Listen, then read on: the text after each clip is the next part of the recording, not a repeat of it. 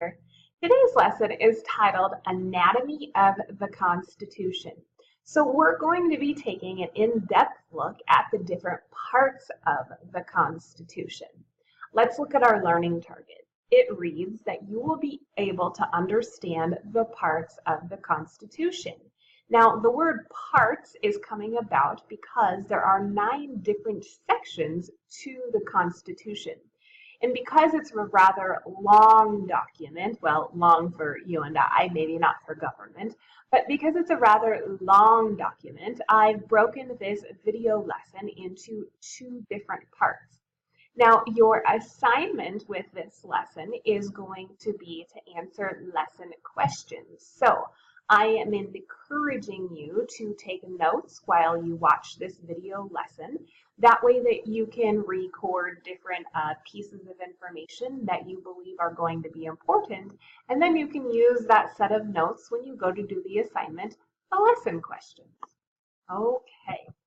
So before we get into the different parts of the Constitution, I'd like to give you an overview of the Constitution itself, not necessarily looking at the different parts, but a few fun facts or tidbits about the Constitution. So here goes with one of those facts. It was written in the year 1787. So the colonists, as you have learned, have broke away from England. They are trying to establish their own identity, their own country, and they want a document as the basis of their country to lead them to places and to the future without a king, one that has representation, and a country, a document that is what we know the United States to be today. Okay, so written in 1787. It was actually written on 4 sheets of paper. So I characterize this as a long document.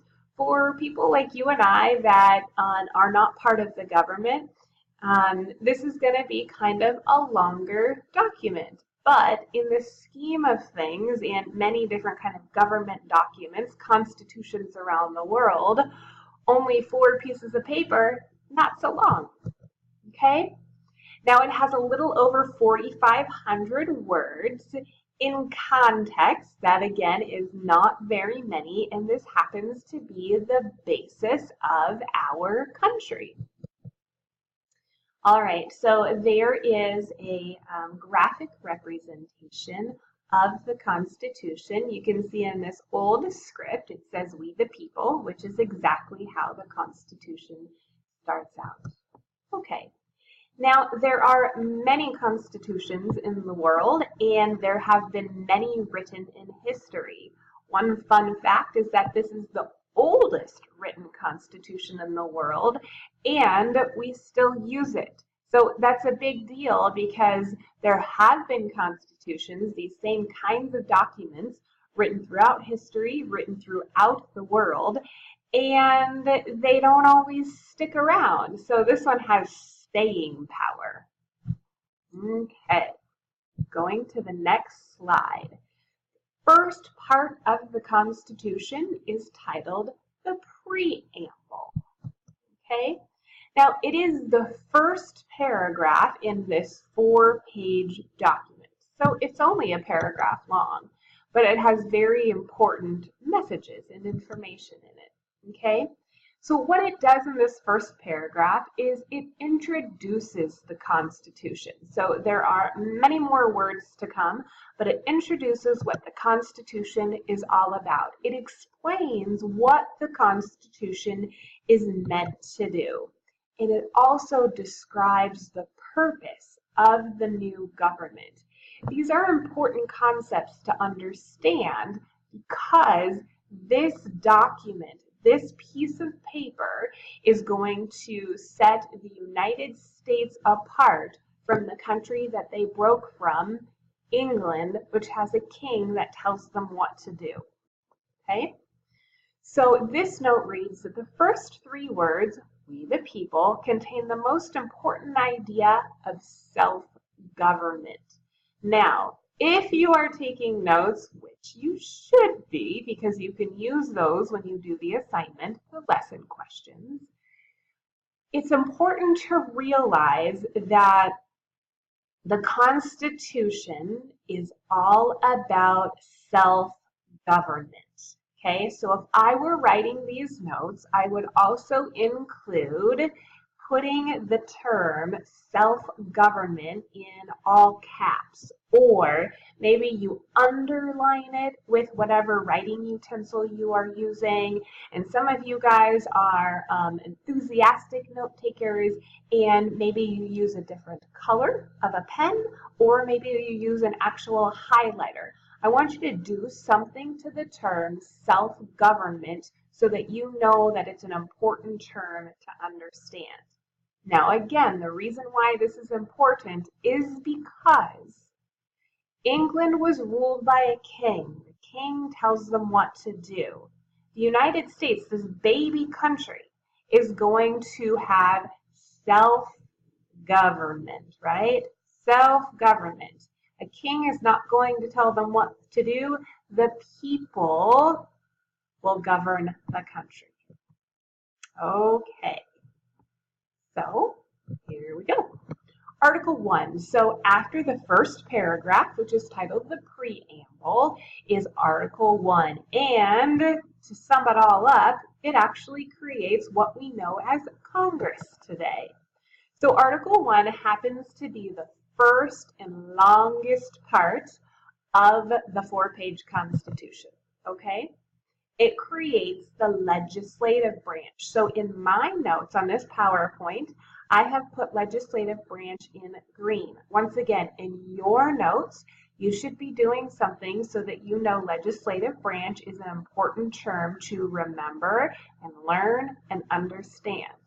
So let's kind of break this down a little bit. The term legislate means to make laws. A legislative branch is a group of people that makes laws for our country. This note reads that members of the legislature, so members of the legislative branch, are responsible for turning citizens' wants and needs into laws. So the people that we elect to represent us are part of the legislative branch, and they are supposed to listen to our concerns, and then they take those concerns and make sure that they are made into law. Okay, so here we go. This is giving you an overview of the 3 branches of government, and I've already outlined right here the legislative branch. So this is kind of a cool graphic in that it gives you a graphic representation of the buildings that each of these branches work from. So for example, this is a rendition of the U.S. Capitol, where all of our senators and congressmen and women go to work. And then we're going to talk about this here in a moment. The legislative branch is called Congress. So legislative branch and Congress are actually interchangeable terms. So when somebody uses them, interchangeable means that legislative means Congress and Congress means legislative branch, right? So within Congress, there are 2 different houses, if you will. And one is titled the House of Representatives and one is titled the Senate, okay? All right, this title, or the title of this slide is Represent Me.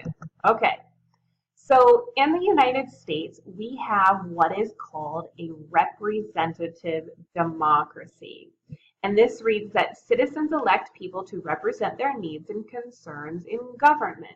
So we talked about that 2 slides ago, and the fancy term for the legislative branch and the processes by which they use is called a representative democracy, okay? Now here is the words, the terms, the notes for what was on the previous slide, that in Congress there is the Senate and the House of Representatives. So Congress is split into two, and these are what those two bodies of Congress are called. Okay. Now, Article 1, remember this is the part of the Constitution that we are in. Article 1 describes how Congress should be organized. Okay. It also tells you what qualifications these legislators must have. And it says how often Congress should hold elections and meet. So we're going to look at a table here in a moment. The meeting part refers to when Congress is in session. So congressmen and women come from the different states, right, in the United States. They do work in Washington, D.C., but they don't work in Washington, D.C. all 365 days a year because they also work in their home states. So that's what it refers to when it says how often Congress should hold elections and meet. Okay, so there are some congressmen. All right, here we go. So let's look at these. I'm going to move me for a second. Put it over here. Okay, so here is the Senate. Remember that Congress is broken into two. Here is the Senate, and here is the House of Representatives. So qualifications for the Senate. You have to be at least 30 years old, okay? And you have to be a U.S. citizen for at least 9 years. Whereas in the House of Representatives, you have to be at least 25 years old, and you have to be a U.S. citizen for 7. So different ages and different times for when you have to be a U.S. citizen. Okay, so size. Let's talk about numbers of who is where. So in the Senate, there are 2 senators per state. So because there are 50 states in the country, then 50 times 2 is 100. Whereas the House of Representatives, it depends on the number of population. So this is going back a few lessons ago when it was talking about the Virginia and the New Jersey plans. Does that ring a bell with some of you guys? Okay, so there are more people represented in the House of Representatives. I'll rephrase that. There are more representatives in the House of Representatives than there are senators, okay? So this is one of those, I suppose, compromises that helps to create this balance of power. Okay, so they represent. So how long are their terms? If you're a senator, your term, you're going to be elected to the Senate for 6 years, okay? And if you are in the House of Representatives, you are going to represent your state for 2 years, and then you have to be elected again. Okay. So special duties. The Senate can act as a court during impeachment processes. And then this is an interesting one. In the House, all bills that raise money, they actually have to start in the House of Representatives. Okay. Role of lawmaking. This says a bill must be approved by both houses of Congress before it can go to the president to become law. So when we have a new law, or rather a law is a bill before it becomes a law. When we have a new bill being proposed and being voted on, that both houses of Congress, the Senate and the House of Representatives, have to say yes before the president can sign it and it can actually become a law. Okay. Now let's talk about what Congress can do. This slide is titled The Powers of Congress. So Article 1 lists the powers that Congress has. Even though Congress is a law-making body, it's not allowed to make laws about anything that is not on this list. So this list is about what Congress does do. They can collect taxes. Okay? They can borrow money and pay debts. They can make rules for how to become a citizen. and they can regulate commerce with other nations, between the states, and with Indian tribes. So commerce has to do with money and trade. Okay? More of what Congress can do. They can coin money and they can punish counterfeiters. So coin money meaning that they can make money, okay? And they can also bring justice against people that make fake money. They can establish post offices. All post offices are government run. They can give patents to new inventions. So a patent is something that says that this person created it and they get the recognition and the power to control that invention. Okay. They can create the lower federal courts. They can punish pirates. So think about pirates like off the coast of Africa. That's where we tend to see some of these pirates. That they take over ships and they take what's on board, and sometimes they hurt people in the process. They can declare war and support the Army and the Navy, our military. Okay? And they can make any other laws that are necessary and proper to carry out the powers on this list. Move that down just a tad. All right. Now, Article 2, creating the president. So Article 2, remember we're still talking about the Constitution. Article 2 describes the job of the executive branch. So the executive branch is the branch of the president. It can carry out the laws, and the president is the number one of this branch. It describes who is qualified to be president, and it describes the powers the office has and what happens if the president misbehaves. And unfortunately, throughout our history, we have had a couple of presidents who haven't done the right thing. Okay? One of them is, I don't know if you can see the bottom of the picture, but impeach Nixon. So Nixon was a president in the 1970s, and he did some lying. Okay? Now, the president, the executive branch, is in charge of the Electoral College. We'll talk about that later. So here we are with our fun graphic again. Here is the executive branch. They sit in the White House, and here are the top two people of the executive branch. Okay? So the Electoral College, I'm not going to spend a lot of time on this, so you can pause your video and kind of look at the graphic a little bit more closely.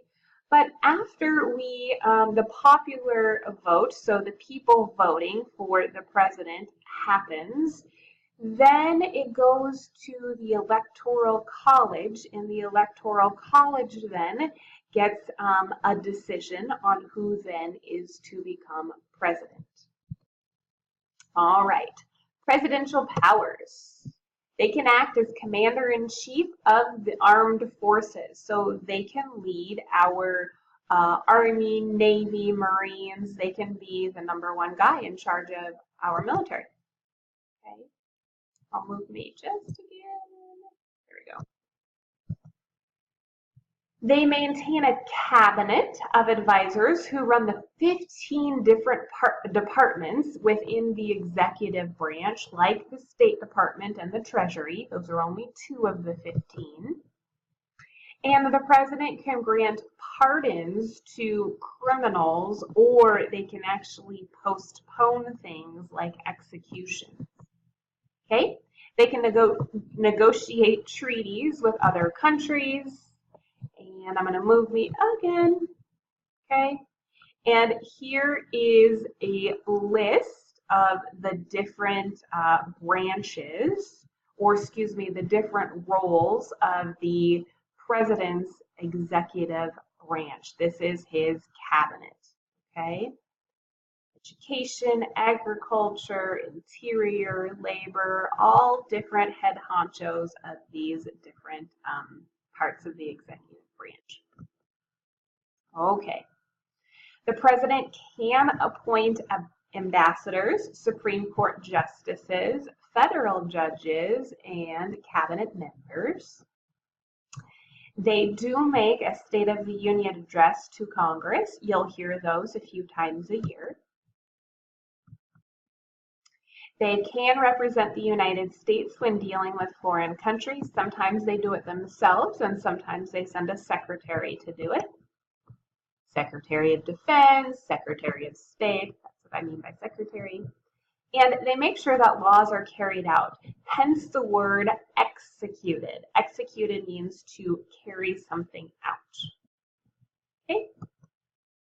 All right. That is the end of part 1 for Anatomy of the Constitution.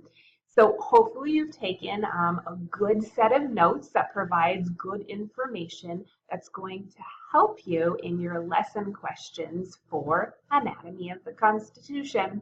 See you next time with part 2.